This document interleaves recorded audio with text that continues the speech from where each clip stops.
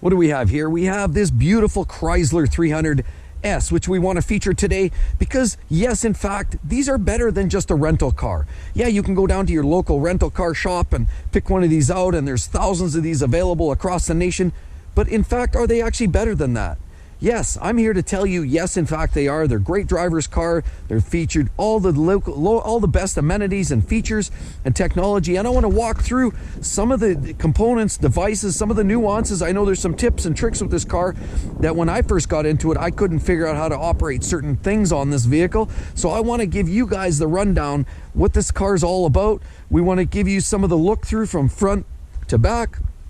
And then, of course, we're going to go for a bit of a drive, and we'll talk about whether I think this car is in fact worth owning. Yes, very, very attractive. As you can see, it's quite unique. You've got spoilers, you've got big wheels, you've got all kinds of great detail.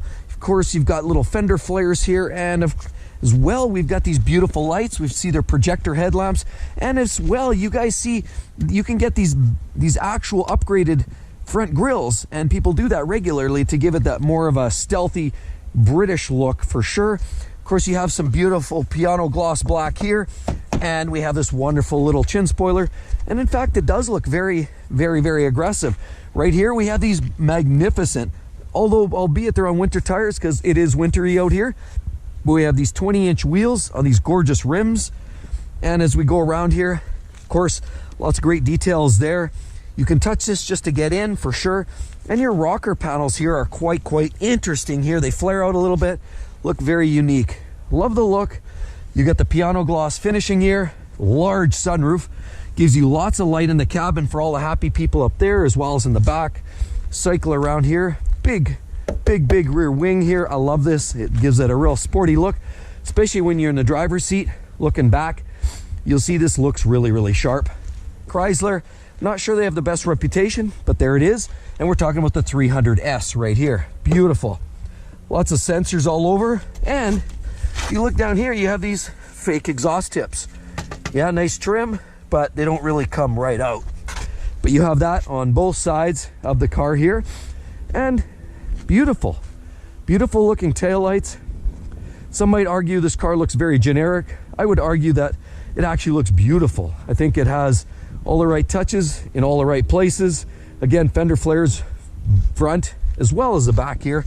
You see it does flare out. So I want to show you some of the features on the outside. Otherwise, one thing that tricked me was how, in fact, do you open this? Most of the time you can either spring load this. When a lot of European cars, once you open the door and the door is unlocked, this will automatically release, but that's not the case here. And I look around, I see here, I see the trunk release, right? We can hit that, and we'll get to the gas one here in a second. Trunk release, you'll notice it has beautiful Alpine speakers here, beautiful. And of course, what do we have here? Another access back door style. Of course, you have this pass through here. These seats drop either single or the double side. You can pass through large items here. And when you lift this up, what we have is a rarity, a spare tire. Almost a full-size spare here actually is capable. Most cars nowadays are running run flats, and you don't get this provisioning. So you have a real easy access to the battery for maintenance. Excellent, simple, effective. But when we're looking at this, how do we get into this?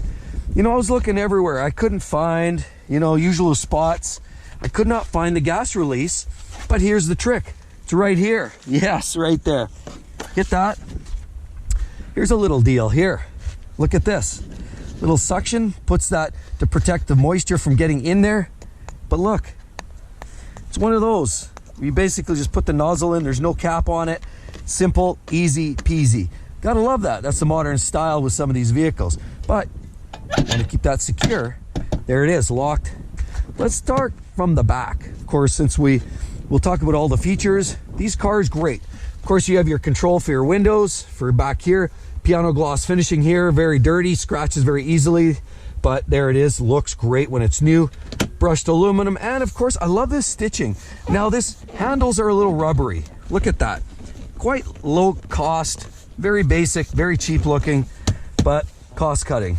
Lots of plastic here. Drink holder, they actually have to label it in case people actually don't know what that's for.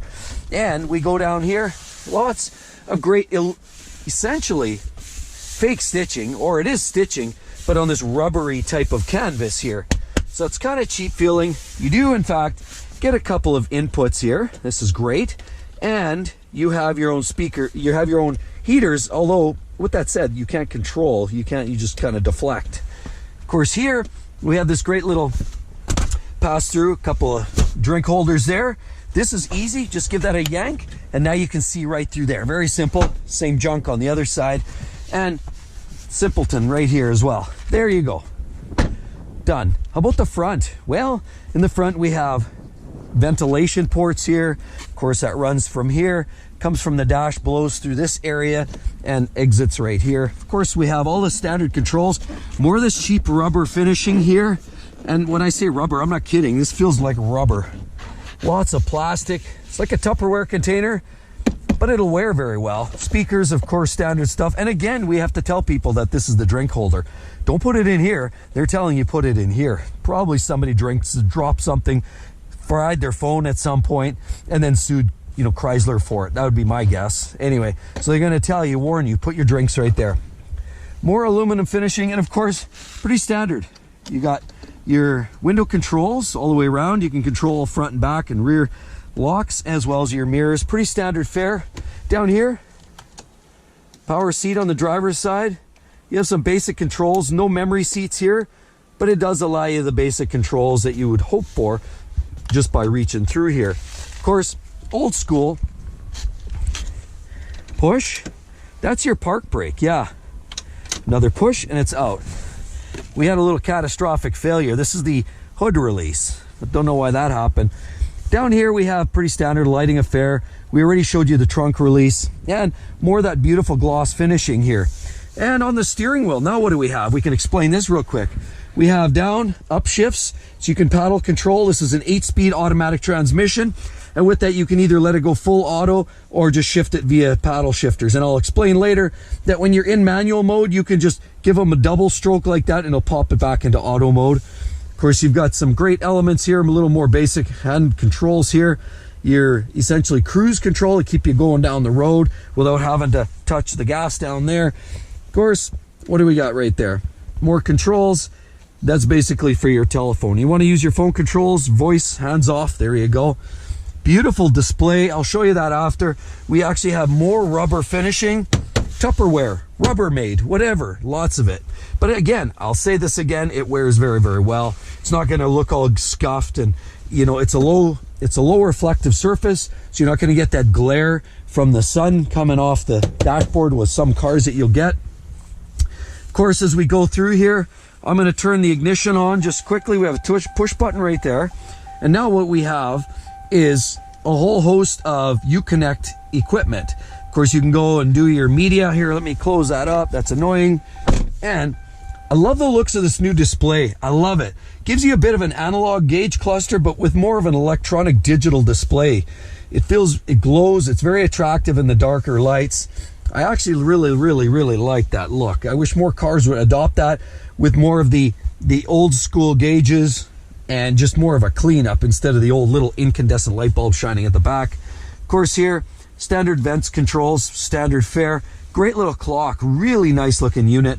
Of course, here, this is where things get interesting. Media, yeah, I'm on satellite radio. Climate, I can turn that on, and you can turn on your controls. This is where you can activate your heated seats.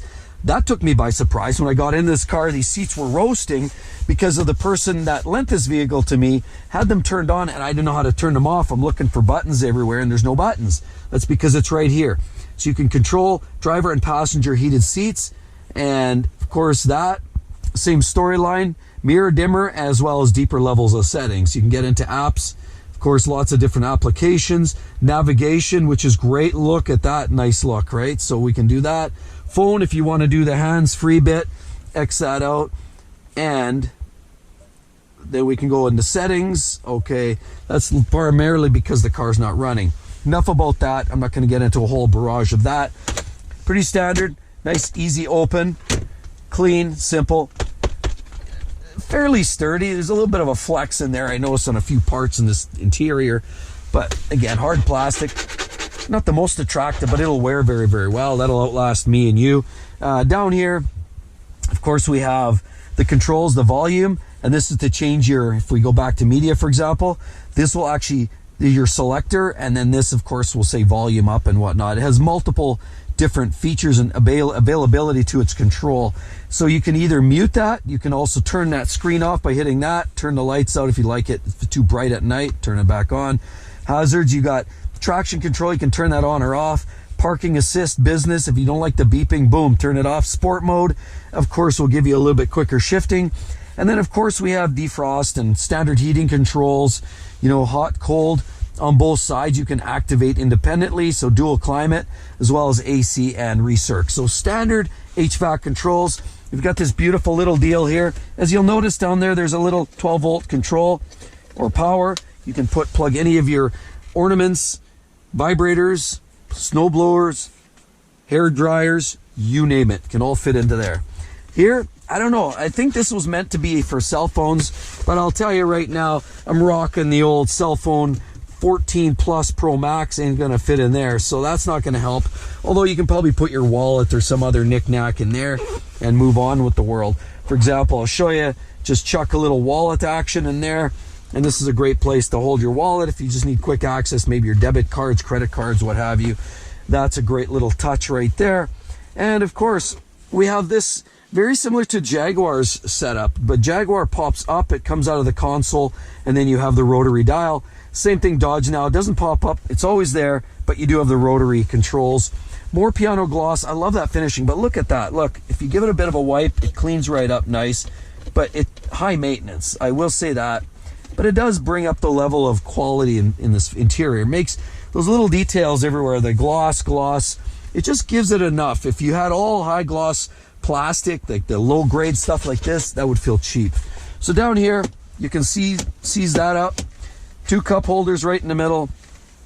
Button that up, and of course your little control, well, now you control your armrest here, and of course you see down there you have another little plug-in for power, and you can slide this back and forth. You got change, as well as, look at this, you've got more inputs. So you've got your USB ports and an auxiliary port there as well. Nice little velvet finish. Slam, done. So everything's clean, tidy, functional.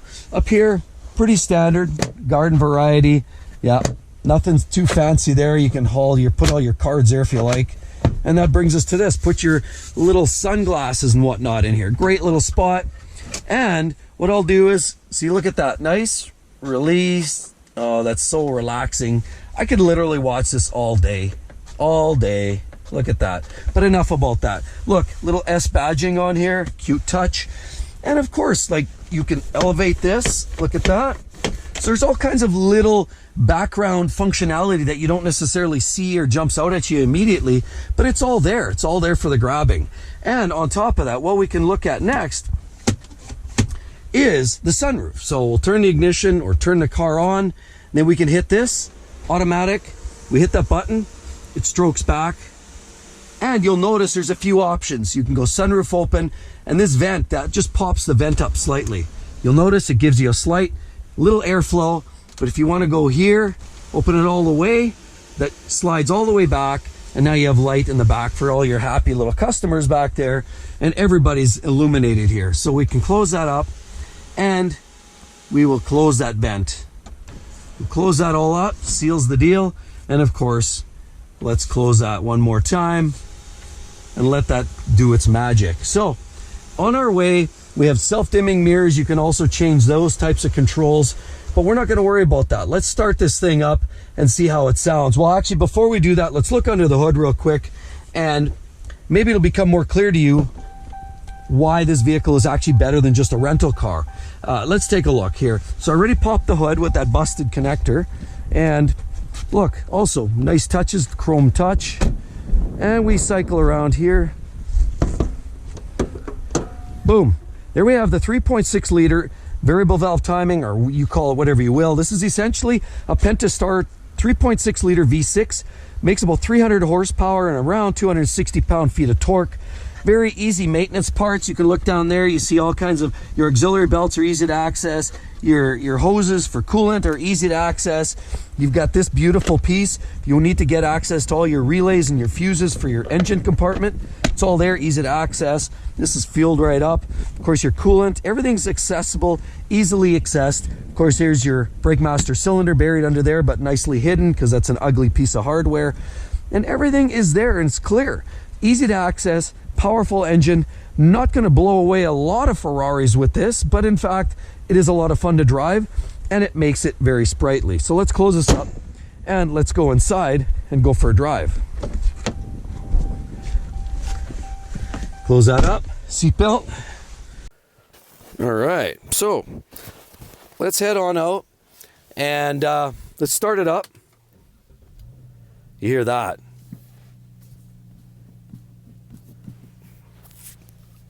So it's just purring nicely, it's quiet. You've got tilt here, by the way. I can tilt that and telescopic. You can do both of that. So I'm gonna put it all the way in, lift it up so you can see, give you a better line of sight. Close the handle off, and there we go. Okay, so now, as you can see, you can go all the way, push down and go to sport mode. So if you wanna go, you can go all the way as far as D. But if you wanna access sport mode here, you gotta go push that in, and then you get over there. And now, you'll see it's engaged sport mode.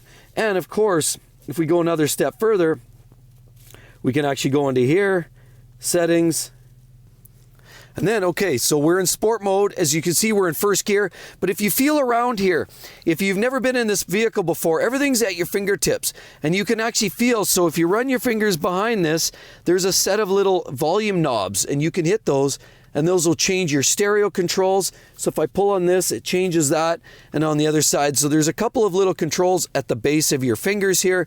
But moving up a little higher, now we're on the actual shifter controls here. So let's go to first gear and we can shift off, second, third. So it's very handy dandy. It shifts very nice. We're in sport mode, so it locks in the gear. And you'll notice it's actually quite quiet. So this car is not making a lot of external noise coming into the cabin. It does pump down into sport. If you're not shifting anymore, it sort of stays with that last gear. Shift up and shows we're in third again, just for a friendly reminder. You'll notice manual mode engaged, and it says right there,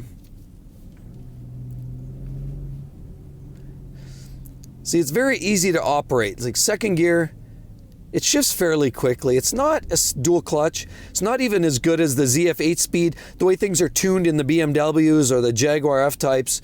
It's not that precise. It's not that fast, but it's not trying to be. This is not a European race machine. This is trying to be more of that hot tub salesman's vehicle. Obviously, the person with the nice frosted colored hair selling hot tubs on Saturday afternoons, this is probably the vehicle that they're going to pick for their default. Not to say that that's a bad thing. It's not. This is a fun little car. Actually, I shouldn't say little car because this is considered a large sedan.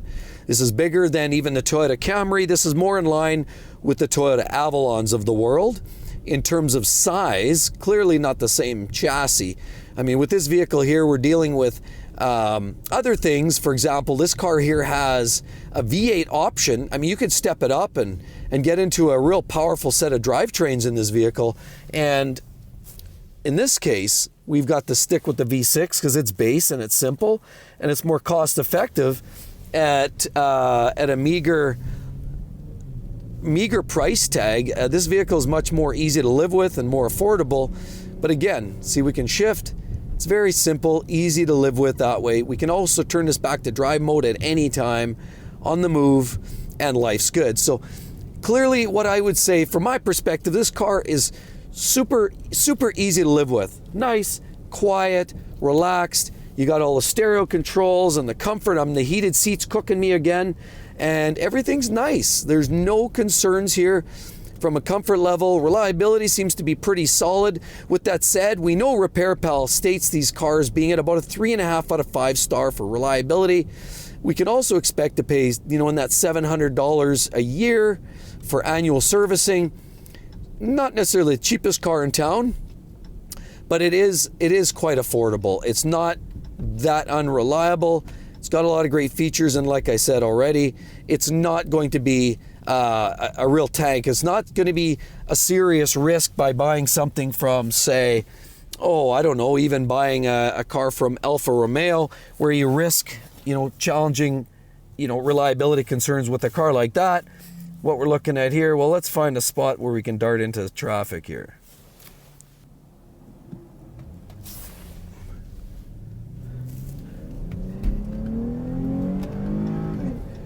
Whoa, yeah, that's not too bad. That's got a little pep and zing to it. But we'll do that. Well, let's get out on the freeway and open this bad boy up and see what it'll actually do when I hit the on-ramp and see how this little bird flies. Because it feels so far, it feels zingy, and this 3.6 liter with 300 ponies is certainly going to make it interesting. So let's take this out on the freeway and give it a run. All right, well, let's pull out on the freeway. We've got this great little on-ramp. First of all, we got this big loop-de-loop, as you can see over there. We'll see how the car handles in the corners. It has fairly tall wheels, and they're kind of wide, so I would suggest that they're probably going to handle fairly well on the corners. This car is fairly tight. I would say there's a little bit of body roll as you change directions. It is a large car, in fact. It's certainly not going to handle like a 7 Series BMW, but it's okay. For a daily driver, it certainly does just fine. Thank you very much. Okay, as we roll in here, we are now into third gear, and let's get on this here as soon as this traffic gets going here.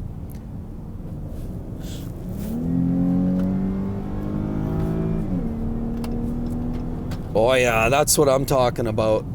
Yeah, it definitely does a great job. It's sprightly. What I would say, the thing with this, even in sport mode and the paddle shifters, by the time you pull a gear to the time it actually changes gears, you're waiting 3-4 seconds, it feels like. So it's not the performance car you might be looking for. If you want something that's really going to engage and fully satisfy your driving excitement, this is not necessarily that car.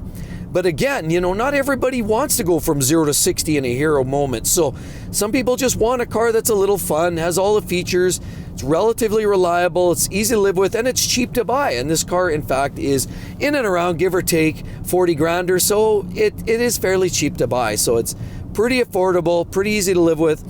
And again, it's very isolated. See, as I change directions right there on the freeway at 90, I notice the car tends to really roll a lot more. So as you're doing more of the emergency maneuvers, you'll find the car tends to want to body roll and flip and flop.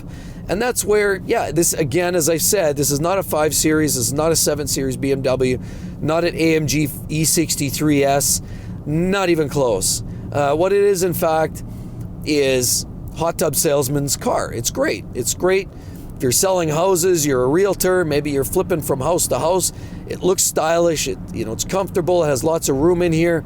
So it meets all the criteria for what most people are looking for in a modern day car, but without breaking the bank. And again, because it's not a high-strung engine, it's only got 300 ponies, you're probably not going to look at this guy here. He's a smiling nozzle lover there. Yeah, there he goes. Yeah, it's just going to be a simple car to drive, simple car to own, and that's really all I can say. What I would summarize by saying, it is in fact better than just a rental car. A rental car is something like you would expect, like a Toyota Corolla, maybe a Chrysler minivan, Pacifica, vehicles like that have no style, no class, no soul. Those are perfect vanilla yogurt type vehicles, but this one here has a little bit of soul, has some style to it, has a little bit of extra edge, and as a result, I'd say this definitely meets the criteria for a vehicle that, a young family or a young professional on the go is looking for something that's easy to get in and out, low cost of maintenance. This is your perfect bet. The Chrysler 300S with the 3.6 Pentastar is just what the doctor ordered.